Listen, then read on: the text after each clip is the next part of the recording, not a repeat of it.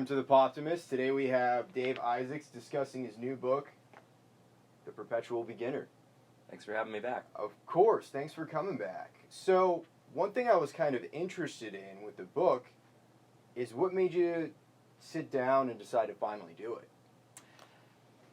It's something I wanted to do for a long time, and I think one of the reasons I hadn't was I wasn't sure exactly what direction to go in. I didn't know if I wanted to write a method book. Is what's out there? Do I need to just add to a crowded field of existing stuff?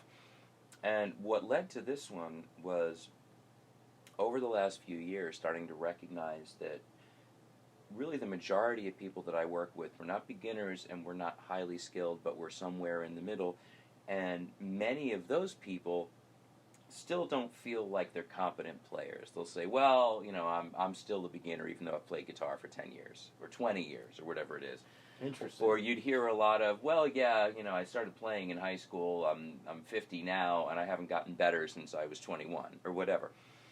And it struck me that when I really started looking at it, I bet that of the number of people in the world that own guitars, that play guitars, probably more fall into that long-term beginner, I can play, but I still don't feel like I can play area. And so I started looking at what are the skills that those people are missing. Because I hear this all the time, right? It's a very, very common thing. I hear the same things from different people repeatedly. And it's very frequently that same thing. I can play bits and pieces of things, I can't put all the pieces together. So I started looking at what that took. And I've been writing about this stuff for blogs and articles and things like that for a bunch of years. And what really made this all coalesce as far as starting the book was I gave a talk a couple of summers ago for NSAI at Song Camp about melody and communicating melody when you don't play an instrument. Or at least sort of some conceptual things about, here's how as a musician I perceive melody. And if you and I are in a co-writing session, how are you going to communicate to me what you're hearing? Because I'm proceeding with the idea that you do hear it in your head, even if your voice isn't going to let you sing what you want me to hear. That most of the songwriters I've worked with over the years, I think, really do have a pretty complete idea in their heads of what the finished song sounds like. But there's some kind of disconnect in terms of the musical ability and the musical skill to be able to communicate that. Which then leads you to, well, so what are the things someone needs to see, and can you teach someone to explain them or at least articulate them in some way, even if they don't have the skill on the instrument or some kind of musical gift? So I give this talk, and a couple of people came up to me afterwards, and we were chatting, ended up sitting and having lunch with them, and it turns out one of them is a book publicist and one of them is an author with 27 books out. And in the course of having this lunch, I said, I've always wanted to write a book. And I think they both said, yeah, do it. Write about what you just did, what you just talked about. And so that's sort of what brought it all together, was this idea that, okay, I know who I'm aiming at. I'm aiming at people that want to play better than they do, and they know something, but they know they're missing something, and they're not comfortable. So what are the things they are missing? And then this little bit of psychology of what are they perceiving and what do they need to understand to communicate to me as a musician what I need to know to give them back what they want to hear. And so it led into this process of, and I think that the memoir aspect of the book sort of came later as I started writing about it, because I've been listening to a lot of TED Talks, watching a lot of TED Talks on YouTube and so forth, and actually read a book about TED Talks, because this is a goal. I want to do a TED Talk. And everything is tell the story, tell the story. You got to bring people in by telling a story. So I had the idea of trying to identify particular formative moments, if there's a good story, and talk about, I met this person at such and such, this is the interaction I had with them, and this is what I learned from it. And then follow that up with a breakdown of, well, this is what that lesson was, here's what it means, here's how it applies to you. And that worked out as a good formula for how to proceed. So once I had that, then I had my model for how to put each chapter together. And that then led to okay, let's talk about this and not that, because this topic I can follow this idea of tell the story and then dissect the problem or the lesson a little bit and then apply it. And if I couldn't do that in that sequence, then that story wasn't going to make it into the book because it wasn't necessarily as relevant. So you were looking for a formula to kind of tie it into your life Yes. and kind of tell that story. Yeah, looking for a way to connect. The information is coming from a particular place, and I want to tell the story of that as opposed to just giving you the information. Because number one, it edifies me because it's saying, here's where this came from, and here's who I got it from, this was the setting. And then this event might have been 25, 30 years ago. So I've got all this intervening time to sort of process and use that information, and all this time of trying to then pass it on to other people, communicate it that way. So, yeah, it was definitely a process of sort of settling into a formula or at least a method so that I wasn't just blindly writing. Like, I knew what the general target was going to be. And I just wanted to know that I could make it flow as a longer form book as opposed to, you write a blog, if 1,500 words, that's all right, generally. Mm-hmm. For something online, I'm not trying to make it real long anyway. Yeah. So to then say, well, for a chapter, I want to at least double that. And I have no idea how long this is ultimately going to be, but I want it to feel like a book and not a pamphlet. Mm-hmm. So you have to have... It was a real quick read. Yeah, it well, was an that's easy read. That's good, and that's what it was meant to be. But definitely, I wouldn't have wanted it to be longer than it is. But I wanted to make sure I had enough to say. Like, I remember I had these notes in the margins and, like, my freshman English classes, of, like, you need to show more and tell less. You need to explain. You always say the least amount possible, which is a lesson I tried to take to heart, especially with this. Like, okay, you made an assertion. Now back it up. Now give an example. Now come at it from another perspective. And that really helped organize the whole thing. And I had a lot of help through this. I mean, both Mary Glenn McCombs, who's a publicist that I'm working with on this book, is one of the people that I met at that NSAI event. And she has been advising me through the whole process, giving me reads and opinions and things like that. And Dan Shiras, who's a songwriter and an author, who's the other person I met at that event. And the two of them were both reading my drafts and giving me commentary and things like that. So I had people in the industry giving me direction as I went, and then I had a lot of the previous stuff to pull from. So it was like I had years of drafts from the blogs, but I needed the formula, or at least the process, to plug that into for it to actually turn into the book. I think that was the thing that really made it happen. Here's the information, here is the vessel in which you're going to deliver it. And you had to have that outline. You had to have the blueprint for what that delivery system was to be able to really put it into this form as a book. How long did the whole process take from, I'm going to do this, to completion? About 2 years.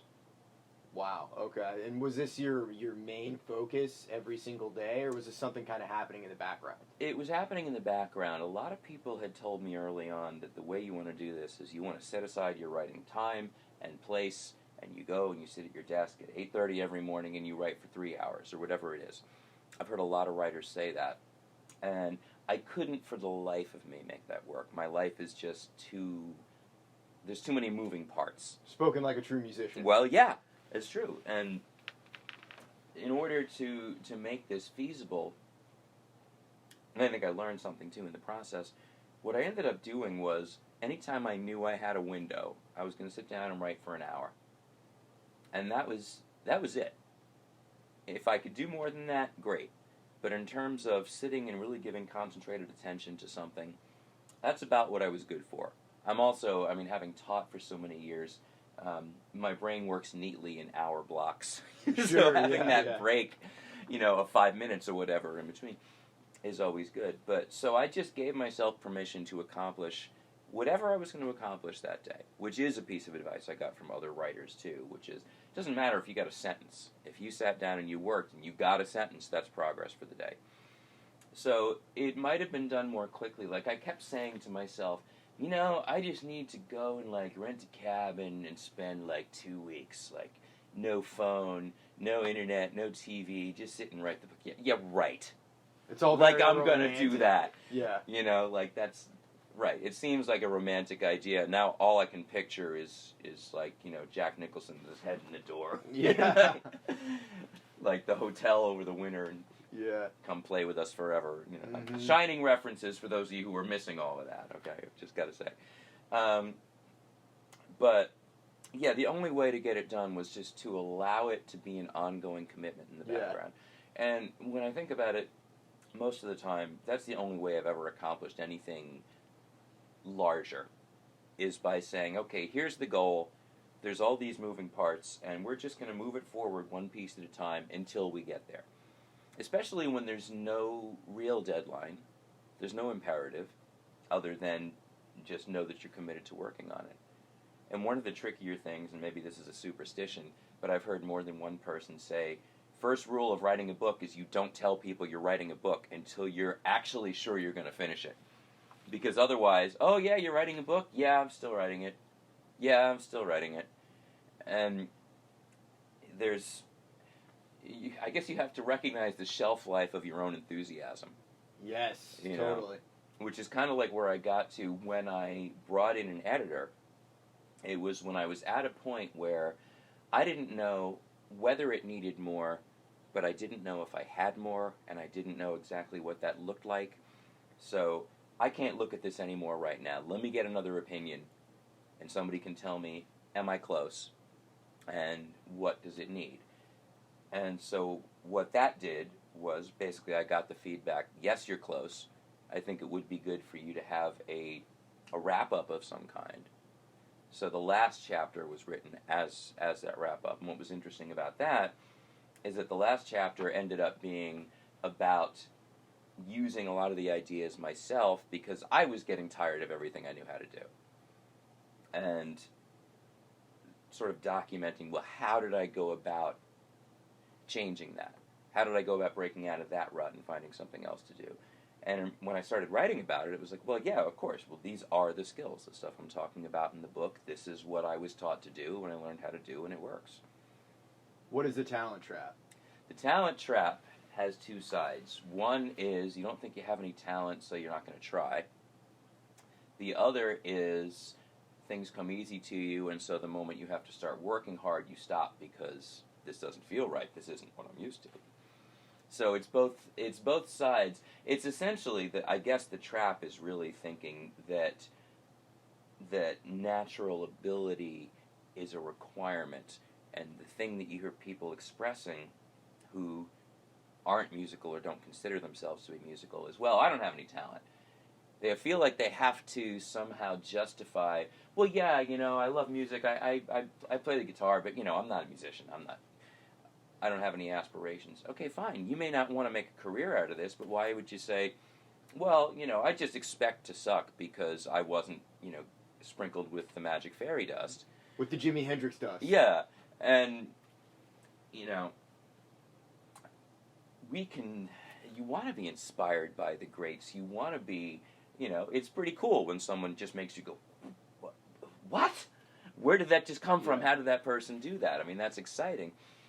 But one of the things that keeps coming to my mind is no one tells, you know, if you want to play golf, or if you play pickup basketball on the weekends, or whatever it is that you do, you know, corporate softball team, no one says, well, you know, you don't have what it takes to be a professional athlete, so I don't think you're going to make the team here. You know, interesting. Yeah. Nobody says that. Yeah. Everybody, go knock yourself out. I mean, if you have suck, fun. Yeah. If the rest of your team hates you because you suck, okay, you're on the wrong team. I get that, but this idea that in music, if you don't have that natural affinity, then you shouldn't even bother. And I think that that's actually a very pervasive belief. You know, music used to be a participatory thing. People sang, families sang together, people played instruments together. Everybody was involved in some way. Communal. It was communal, yes. whether you were actually playing an instrument or singing or not. It was just part of what went on, and we don't do that anymore. I mean, in Nashville we do, sort of, kind of, Yeah. but it's become a spectator sport. Why do you think that is? I think partly it's this culture of celebrity and hero worship that we have. We want to put exceptional people on pedestals, but there's a difference between someone that has developed something that's fundamentally human to an almost superhuman degree, and something that's, well, that's just not fundamentally human, that's straight from God. Well, maybe it is, but it's still fundamentally human. Interesting. We organize sound, we communicate using sound. Every culture has music. And it's a part of the things that are the most important to us. You think about the big events in your life, most of them, if there's some kind of ceremony involved, there is music. It tells the story. I've been thinking a lot about this recently. I think food and music both tell the story of culture. Sure, I'll go with that. It's because every culture around the world, like you were saying, has music. Everybody eats. And it's something that really represents our culture's kind of beginnings and kind of what is going on in it. Mm-hmm. And you could add language to that too. Sure, yes. And of course, that it's vast, and you really start going down that road. But those two things, you're right, are definitely, and interestingly enough, both things that can easily spread. Things can be borrowed from, whether you're talking about music or about cooking. You can just say, hey, I'm going to use that spice. I'm going to use that sound. Mm-hmm. And this is how anything new has ever happened in the world anyway. Is what was it? We had talked about the whole the last time we did this, the whole intellectual dark web thing. Yes. Right? And all the yes, different yes, podcasters. Yes. So was it on Mixed Mental Arts where they talk about, well, yeah, we bring people on and they bring in ideas, and then ideas have idea sex and new ideas are born. Yeah. And it's like, yeah, that's a good way to think about it. It's just, here is this, here is that, and those two things are going to meld and create something new. And where it gets tricky, and this is a topic for maybe an entirely different podcast, who knows, but music is wrapped up in our identities, not just culturally, but personally. Yes. Which is one of the things that I think, not that this was any great mystery, we all know. I mean, I think about my high school, you could tell what music somebody listened to by the way they dressed. Yes. And who they hung out with. Yes, and how long their hair was. Yes, all of that. Yeah. So, it's clearly a way that young people define themselves. But when I started looking back and writing the book and saying, okay, well, I mean, I certainly had some affinity for music. I know I had a good ear. Even when I was very, very little, I liked banging things out on the piano. I took to the guitar very quickly. But, what was the thing that really hooked me? Like, really hooked me? And yes, it was the music itself. That was exciting. That was cool. That was fun. It was all those things. But it was also, I get to be that person. It was a thing. It wasn't just, I mess around. Because lots of people pick up the guitar and they learn it and whatever. I picked up the guitar, now my clothes are different. Now my hair's different. Now my attitude's different. Rock and roll. And I went from 7th grade computer geek to smoking cigarettes in the woods behind the high school and all of that. And it was, to some degree, a part of, this is a role that I can step into. And this gives me, because, what are we always doing as young people? We're looking for ways to navigate the world, and some people are more comfortable in their own skins than others, but, we want to know, how am I supposed to be? You're 15, you're just trying to figure this out, and so it was very much like, yeah, I can be that. And it didn't matter, this was the best part, I can say, yeah, man, I'm a guitar player. Well, I've only been playing for a year, and I can only play like this, but I'm still a guitar player. Yeah. I can own the identity, whether I have the chops to back it up or not, at least in high school. Yeah, definitely. But, I mean, I think part of that is part of what you fall in love with, when you really fall in love with playing an instrument. Absolutely. Everybody can say, well, it's just about the music and the way it made me feel and all that, and yes, I totally agree with that. And the other big conclusion that I came to in the book is that really music is about connecting. that you connect with other people when you play music with them. You connect with the people who are listening because you're communicating, and you connect to something inside yourself when you find what you gravitate to, and that gets into the cultural norm too. You know, there are certain things that just go right through you for whatever reason. You know, and it might be something that you grew up with it, and so it just connects to a certain thing in your life. But you know, ultimately, this thing about connection. But I know, speaking personally, and maybe to a fault, I still have very much of my sense of who I am wrapped up in music and playing music, and not like it was when I was 15. Sure. But you know, I had a couple of years ago, I had a fall and I hurt my left hand, and so I couldn't play without pain for about a month, and it was scary. And it was like, well, geez, you know, what happens if this happens and it's permanent and you can't play? Not just what do you do, but who are you? Yeah. You know, totally. that's eye-opening, which got me also thinking about more writing and more other kinds of creative work. So it's not, I mean, it's, yeah, this is the area where I live. This is what I love to do. This is what I love to talk about, all of those things. But to have your sense of self, and even a certain amount of your sense of usefulness to the world, you know, wrapped up in what you do playing music, is this tricky thing. I mean, maybe not the same for everybody as far as, Sure. you know, the position it occupies in their lives. You know, if you devote yourself to it, then yeah, that's going to happen. But the whole reason I started down that line of thinking was looking at when people start to lose motivation and when they start to feel like they're not progressing, right? So this is what happens. The average person feels like, well, I don't have any great gift for this, but I like it, so I'm going to start working at it. And at first, they know they don't know anything. They know it's new, so they allow themselves to make mistakes. They give themselves time to progress. And then after a while, they get to a point where they start questioning it, because everybody hits that barrier at some point. And now it's just going to take doing the work. This is where the craft, the technique, the knowledge comes in. How do you practice?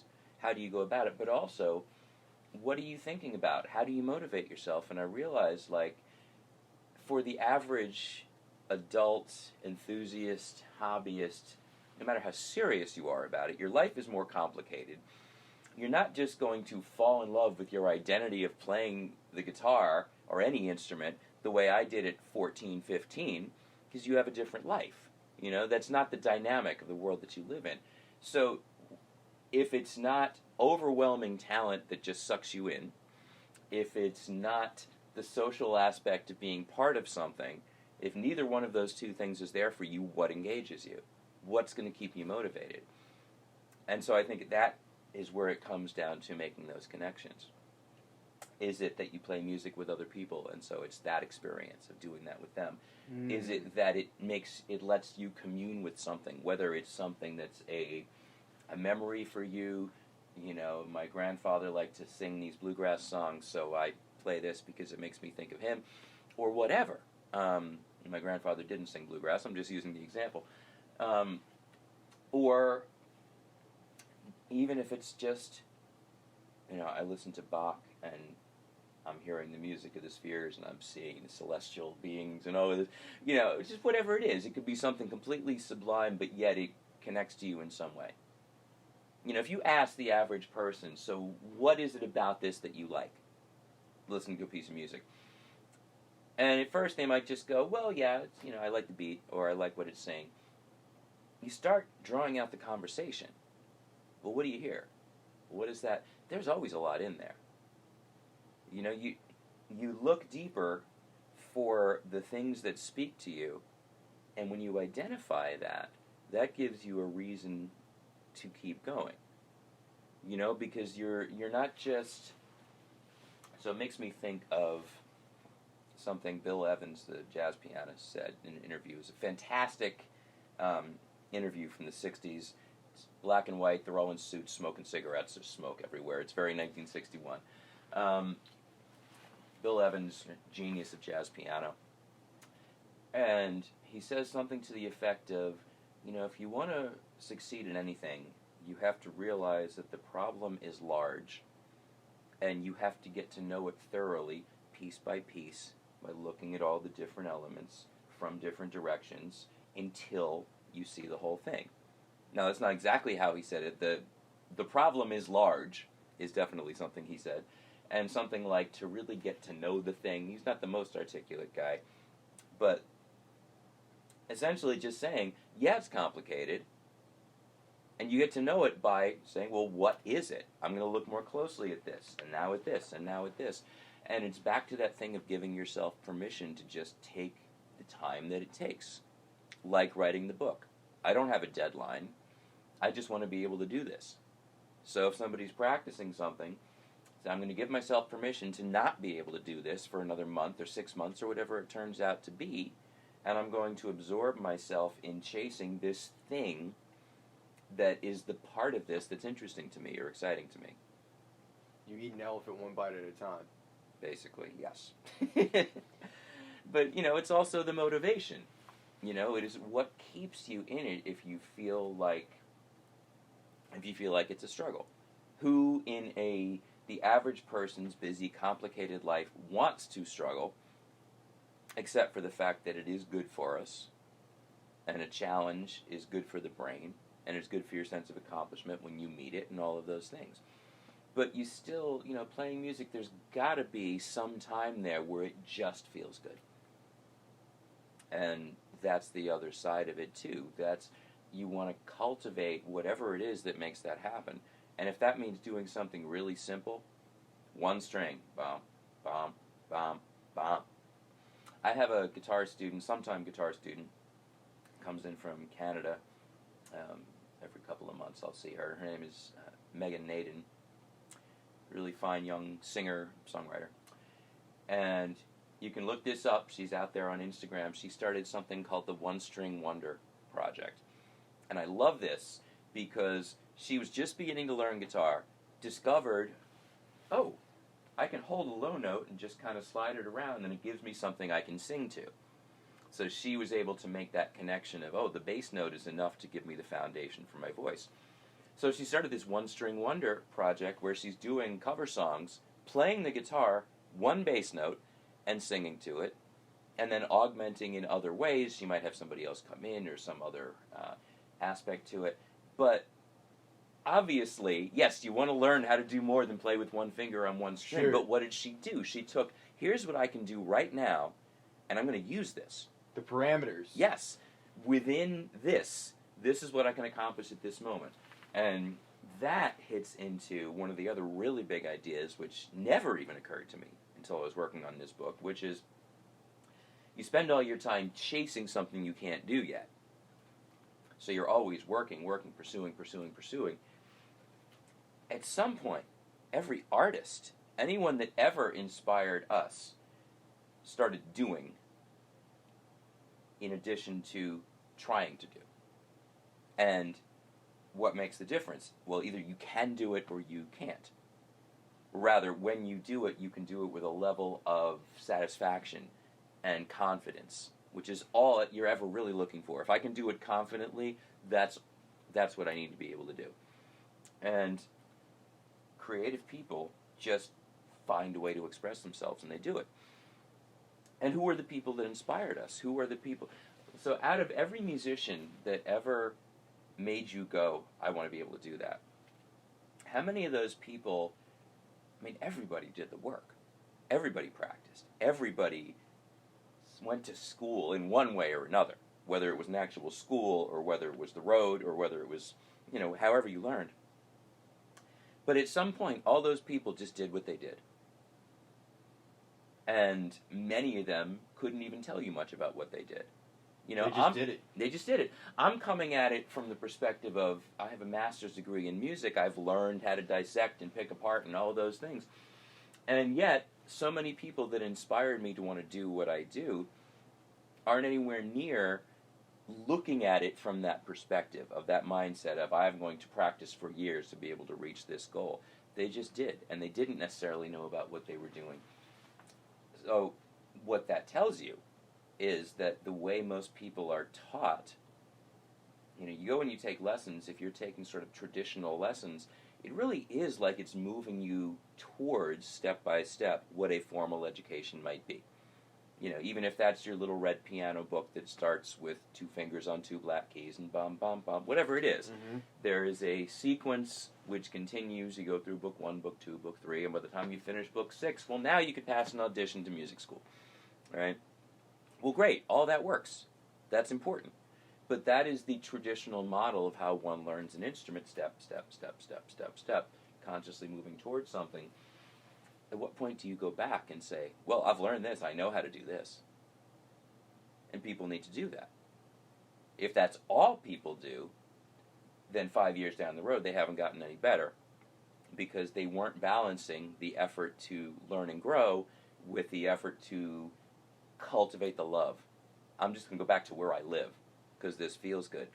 And any lifelong musician is absolutely doing that. They're always working on something new, but it's not like they live at the edge of their abilities all the time. Maybe some do, you know, which got to be an exciting and scary place to be. To have a gig like that's pushing you that far every time you step on stage is actually really cool because nothing makes you grow like that.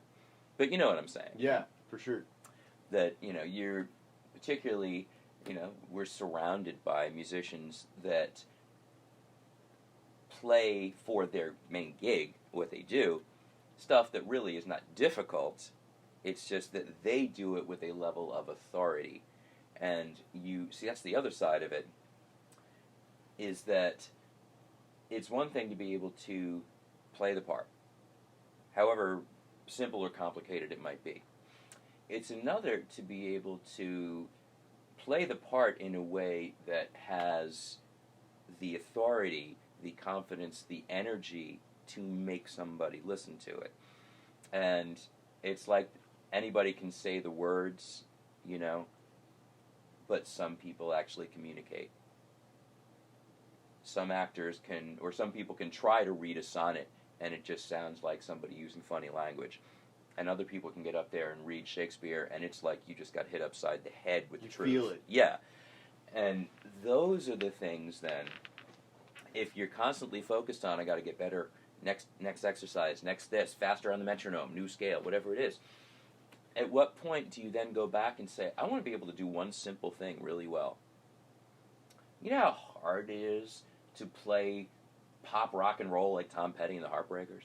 You know what I mean? Yeah, like totally. Those are not complicated songs, but There's you sit artistry down to the simplicity. and sound like that band.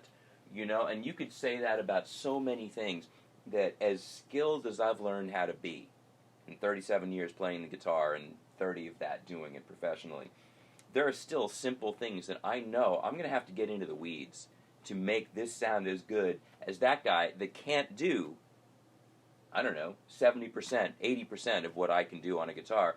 I still have to work to make it sound as good as he does because that's where he lives and that's what he does. And going back to the talent thing, maybe that's because that's a gifted person, but that's okay. You know, how they got there is not the point. The point is that they got there. That makes me think of the Ramones, because the Ramones were not great technical musicians. No. I mean, Johnny Ramone, he couldn't even play a guitar solo. Right. And their whole thing was just they had really catchy songs and they had a lot of energy to it. They just knew how to write catchy songs. Mm-hmm. And that was it. Yeah. But listen to the guitar tones. You know, put on one of those records. You know, put on Blitzkrieg Bop and tell me that you're not going to start moving. Yeah. Like, I don't care whether you like that music or not. You know, you might, the Ramones? I never listened to the Ramones. But just put that on. If somebody is not going, oh, well, I don't like punk music. You know, it just comes on. Why did they use different music in commercials and things like that clearly references, you know, music we know? It's just because you feel that beat, you know, and there's a response to it. So it is compelling and it is authoritative, even if it wasn't highly skilled. Yes. You know, and the thing is, though, highly skilled, you know, whether it means that you can sit down and navigate something very technically challenging, but are you skilled if you can't make people respond? You know, That's a very interesting question. it's, I mean, Because you can technically- shred all day long, but if everybody is half asleep in the audience, Right. Is that really the purpose of music? Yeah, and of course that goes back to the difference between what people are looking for.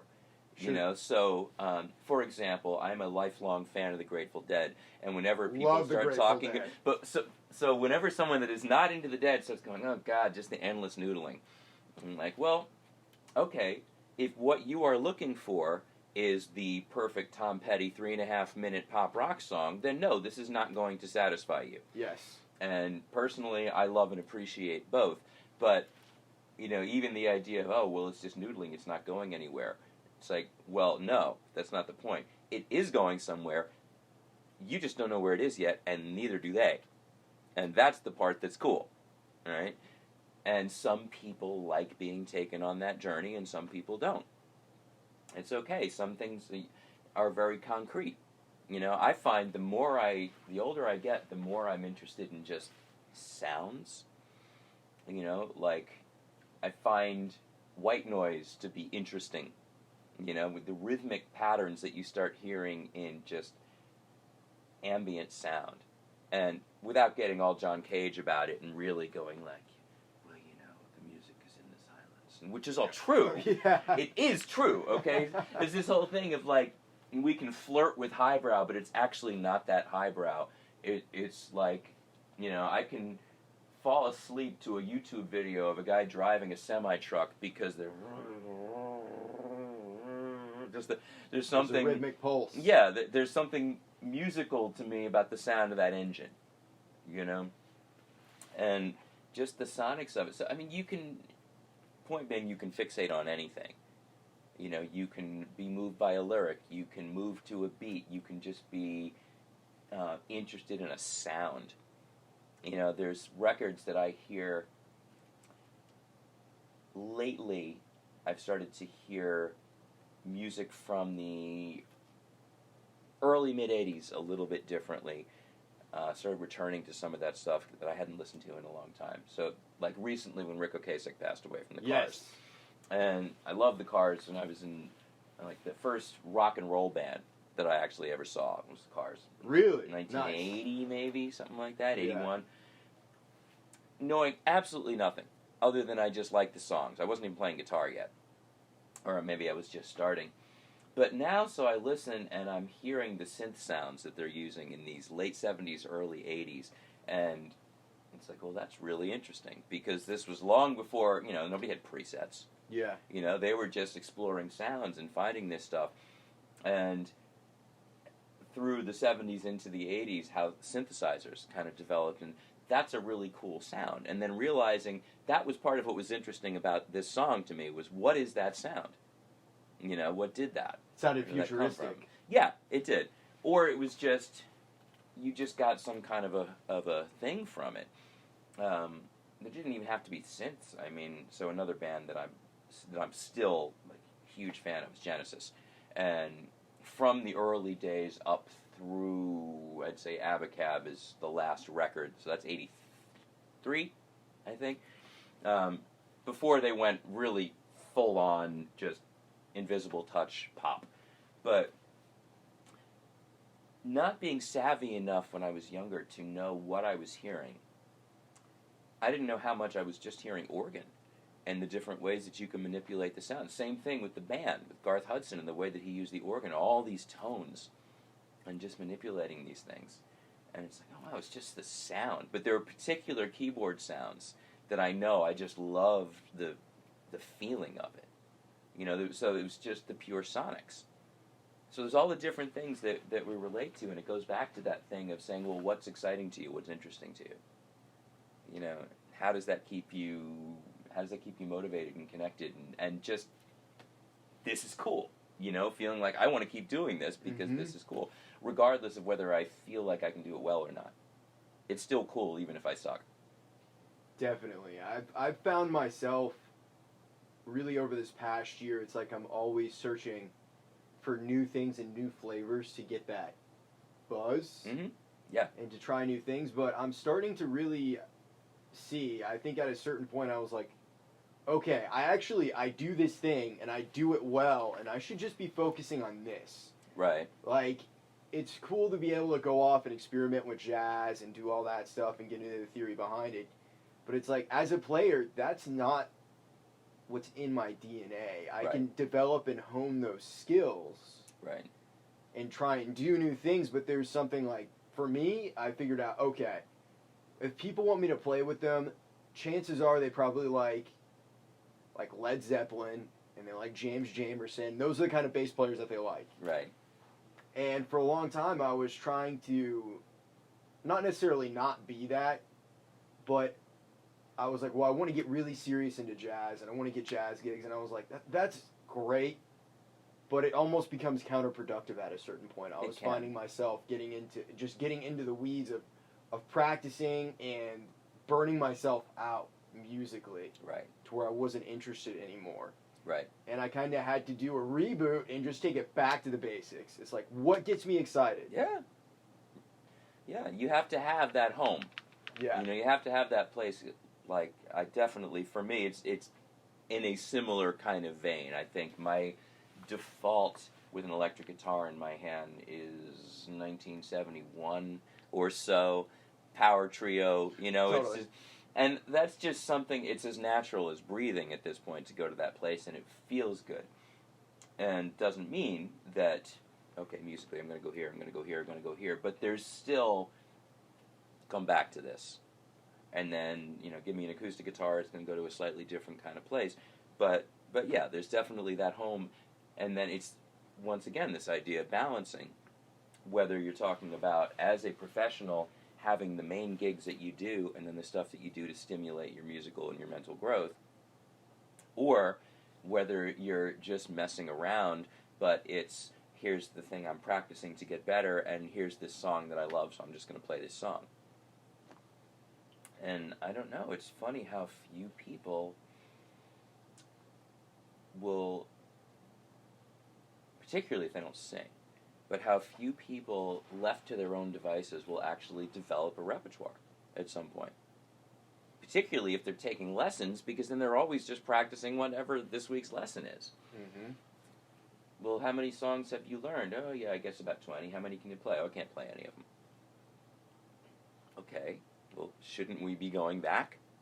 You know, like, yes, we keep doing this, but what happened to this thing that a year ago was hard? I'll bet you if you try it now, it's easy. Well, go do that. And then go back and do the hard thing. You know, it's anything else, right? You just have to balance. You can't live in one place, or things get worn out. So your suggestion, if someone starts stalling out on practicing, it's maybe go back and try something before that was challenging to you as you've advanced. Yeah. And then go back and try the stuff that's harder to you after you kind of nail something and build the confidence. Well, that's a lot of it, yeah. I mean, but it's also just that at some point you have to start getting some payback, some payoff, rather, from the effort that you put in. So it's not going back to something easy just to play something easy. It's going back to something that's easier for you because you can dig into it. You can forget yourself a little bit. You can really just throw something into the performance. Or even if you're not there, that you start looking at those things. What are some other details I can find in this that I missed before? Because there's always something. You know, there's always another layer. There's always some other aspect that you can develop. But yeah, it's just, when we really start playing in the first place, we're just trying to touch whatever it is that was exciting to us when we heard it. You know, if it was that feeling, or whatever that thing was, you know, it's like, yeah, rock and roll, man. You know, what was it?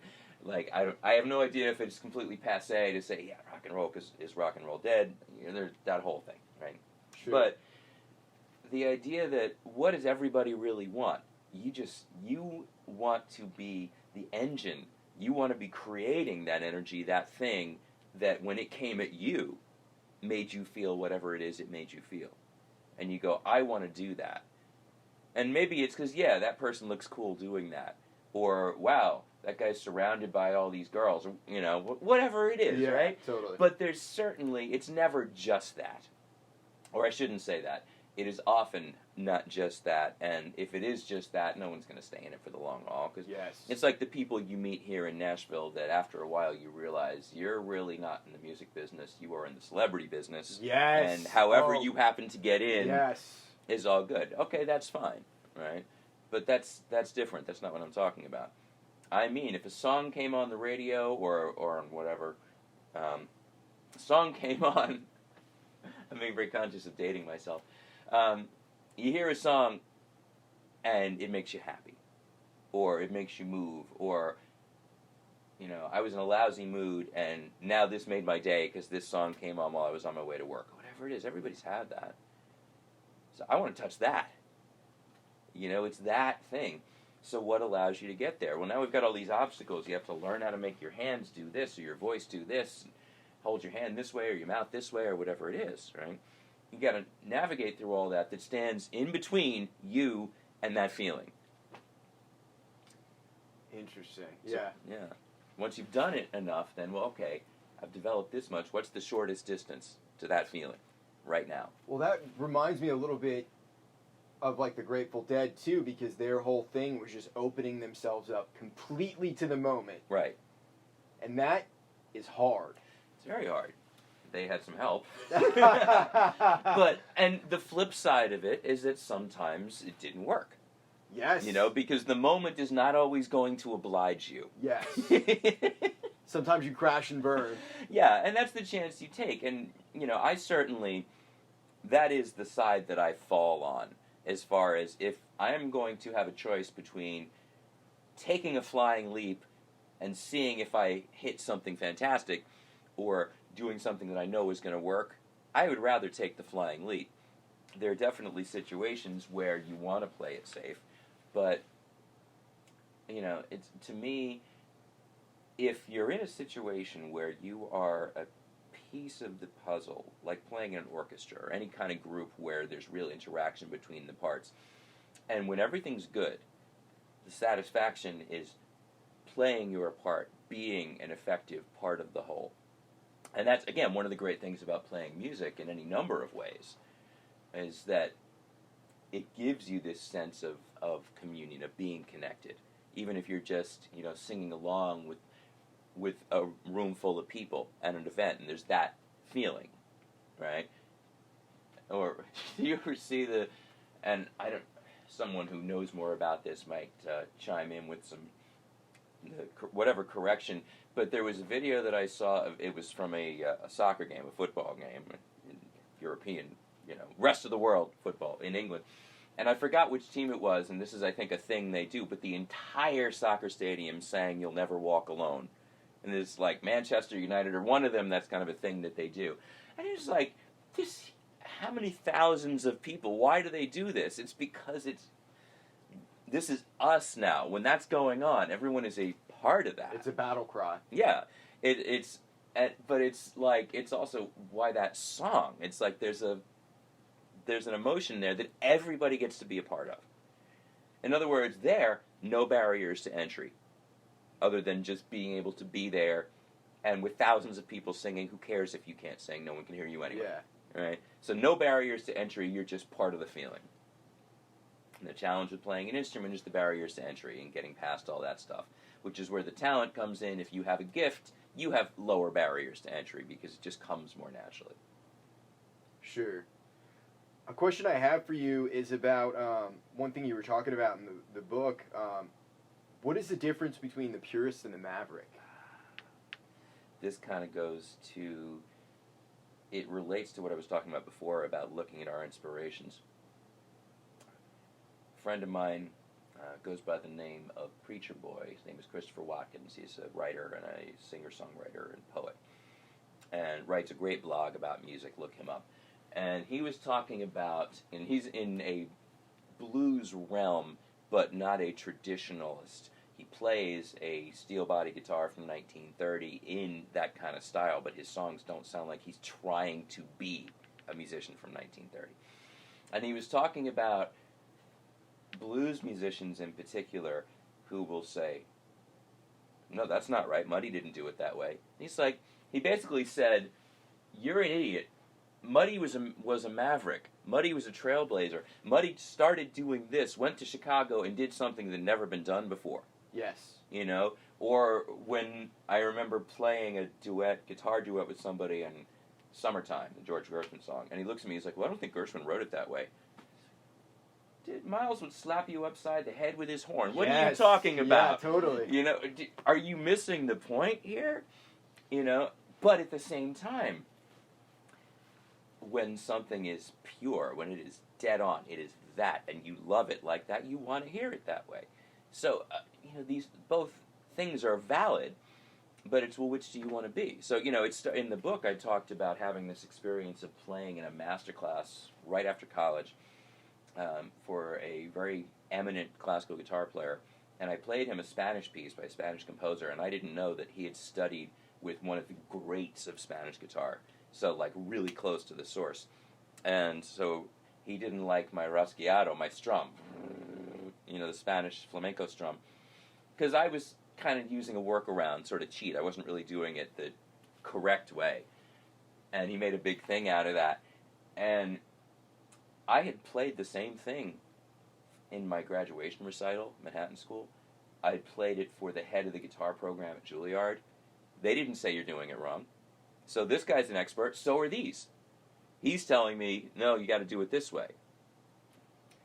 Well, does he have a point? If it's meant to, if I'm supposed to strum this in a way that makes you see, you know, Don Quixote in the windmill, okay, then great. But does the music still work if I take this approach instead of that approach?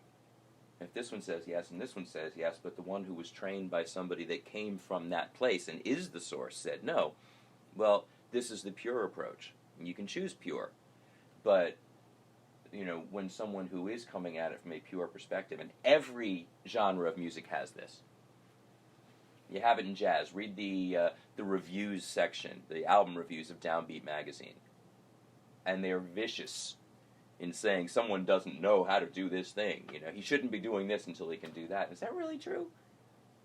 You know, like, is that a way for music to be engaging? There is room for people to faithfully recreate a style. That's fantastic. It's beautiful, but it's also museum culture. It's not how anything new happens. I like that term. You know, I'll go to a very probably flip quote from the band the Bottle Rockets. So Brian Henneman, who's the main songwriter and singer, was talking about they had done a tour. This was years ago, but they'd done a tour opening for Kenny Wayne Shepherd, and they were like, "What is it with the blues fans?" He's like, "How come when a bunch of accountants in their 40s get together, it's always a blues band?" It's like, you know, any style of music that needs a preservation society to keep it alive deserves to die. I don't agree with that. Sure. And he probably didn't mean it like that anyway. Yeah. Because they do a song called The White Boy Blues, which is really pretty funny. Because it's like learning from the Stevie Ray videos, trying to work his way up to a 12-gauge E. You know, he's a low-down, mean attorney at law, you know. But, okay, preservation society, you are preserving. Like, does that mean that, no, that guy shouldn't do that? You can't call that blues. You can't call that jazz. You can't call that country. It's a load of... How does anything new ever happen? Getting back to culture, music and food, I'm going to take a little bit of this spice. Added in. Why is that a problem? So now either I am a sham because I'm not doing it right, or worse, now I'm guilty of cultural appropriation because I took this thing and put it in that. The culture trap. Right. Well, which has only been happening for as long as there have been human beings trying to deal with each other. Yeah. So, I don't know. All of this stuff kind of spins around to the same core, you know? When it comes to expectations, yes, and being a musician, and maybe just in life in general, how do you let go of them? What advice would you have to give? That's a tough one, but I think your expectations have to be realistic, number one. You know, recognizing, like just taking a good look at what you are expecting of yourself. Recognizing whether it's attainable attainable with tremendous effort, like people are going to tell you you can't do it, but I feel like I can, so I'm going to do it, or whether it really just isn't realistic. All right? And the part that's unrealistic, or I shouldn't even say it's unrealistic, the problem I see my students having is they'll put a timeline in their heads arbitrarily on how much time you should have put in before you can do something. Why am I still working on this? I should have it by now. I'm so frustrated. I've been practicing it for 2 weeks. I should have it by now. That phrase, I should have it by now. As a professional, if I've got to learn something for a gig, there is absolutely an I should have it by now. But for the person who is just trying to accomplish something, it's like writing the book. You have to just give it the time that it takes. You have to recognize what you're putting in. Is your effort lining up with the expectations you've set for yourself? Is that effort, what you can do, going to get you to that goal? And it's just a question of being, again, if you're connecting to the love, the energy, the motivation, the thing that's at the core of it, then you can use that to manage not living up to your expectations, because you're still being driven by that other thing. So I think it's really a question of sort of sidestepping it and saying, never mind what you expect of yourself, what do you feel? Does it feel good? Are you seeing progress? Are you getting any satisfaction? If you're not, what can you change? Listen to the feeling. Yeah. Are your expectations really just getting in the way of your ability to go forward, because now all you're seeing is what you're not doing, which is pretty typical. We all do that. For sure. You don't pick up on the good, you just pick up. It's like you come off stage and someone says that was great, and you have the impulse to say, well, yeah, well, it's like, don't do that. Totally. So it's always going to be a challenge, but that's also, that's also just part of being human. We want to do something, we want to do it well, we want to do it right. I don't think anyone ever sets out to suck, and it's a whole other thing. Unless they're playing punk. But even then, no,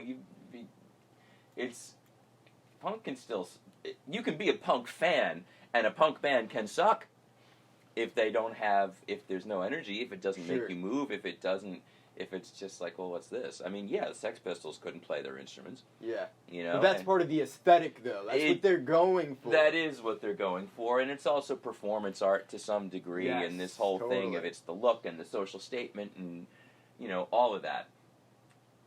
But, if that's what was exciting, then okay, then that's what you concentrate on. But it was also, they didn't just go stand in the street dressed like that and yell those things. Yeah. They started a band, and they made music, and people still care. Mm-hmm. Did it suck? Can you say, if people still care 40-some years later, I don't know, maybe it didn't suck. Yeah. Maybe it was good enough that, we're now approaching, a third generation of young people that hear, Anarchy in the UK and go, yeah, yeah, yeah. For the first time. For the first time. Okay, there had to be something to that. Whether Totally. you think it sucks or not, somebody still cares about it. Yeah. Now, is there stuff out there that people care about that I think sucks? Well, yeah, but at the same time, there's something there. Am I interested in, all the snap track stuff on country radio right now? Not in the least. Yeah. I sit at writers' nights and I hear people imitating that, and I'm like, yeah, okay. But I can still say that person's doing that well. Yeah, totally. And one nice thing about living in a place like Nashville is you do come across enough successful people in music that you start to realize that there is really nobody who achieves a serious level that isn't good at what they do. Yeah. No matter what their image might be. There is charisma, there is skill as an entertainer, there is skill as a songwriter, there is a work ethic, there is all of those things. Being able to read a room. Yeah. There's certainly people that, especially nowadays, just get brought up out of nowhere, and now suddenly they're big stars. But are those people going to last? How many? How many of those people are someone going to be listening to in 40 years? We don't know. I don't think I could have predicted, if you asked me in 1980, that people would still know Jesse's Girl and Eye of the Tiger and My Sharona, that those would be like iconic songs. Yeah. But they're still great songs, you know? I still remember them, even though I haven't heard any of them in a long time. Yeah. So, who knows, you know? So What enters the canon. where can people find the book? How can they find you? Do you have any gigs coming up? The book is available anywhere you can buy books. There's the obvious behemoth that everyone's going to go to first. The And Perpetual yes, Beginner. it's available there. I am a strong supporter of bookstores and independent bookstores. So if you have a favorite independent bookstore, it won't be on the shelf, but you can ask them to order it. Or if you want to go online to the Big A and do it that way, then it's available there as well. My website is NashvilleGuitarGuru.com. If you search Nashville Guitar Guru, you will find me. If you search The Perpetual Beginner, Dave Issacs, you will find me. But I would say all major online or brick-and-mortar retailers and NashvilleGuitarGuru.com, and there's links on there also to where you can get the book. And it is available in an ebook version as well. I have not done an audiobook yet, but I've been told I should, so You absolutely should. I'm thinking that I will. Okay. And do you have any gigs slated coming up here in town in the coming weeks? Gigs, let me think about this now. Let's see. So I have the 1st of November, All Saints Day, at the Donaldson Pub. The 8th of November, the following Friday, at the Fill-In Station in Kingston Springs. And in terms of, I think that's it for coming up in November. I got some writers' nights and stuff like that. I have not really been concentrating on performing very much because I've been neck deep in first finishing the book. Yes. And now getting into promoting it. Plus, I'm in this exploratory phase myself where I'm working on beginning pre-production on a record. And Nice. I want it to be tied into at least some of the themes in the book and maybe some of the music that I mention. And so I'm letting this take shape. So for the first time, instead of saying, okay, I've got these songs, it's time to make a record, I'm saying, it's time to make a record, let's write it, and let's really take the time to let this take shape into something that is thoroughly itself.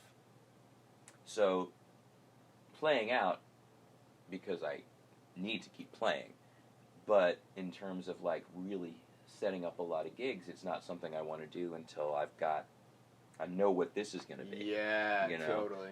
What am I really putting forward? Especially if I want the CD to be a companion to the book, then that kind of leads things in some different directions. So there's going to be some stuff on there that I might not do if I was doing a singer-songwriter record or something like that. So I've got a bunch of new material, and it's all just developing as I go.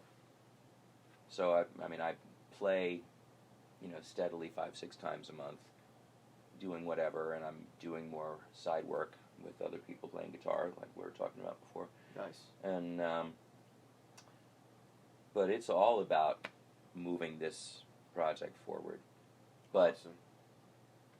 In a way that incorporates everything. So I don't leave the writing music and playing out behind as this new phase starts to develop. It all needs to be there. Awesome. Well, I can't wait to hear what's next. Thanks for coming on. Thanks for having me. Of course.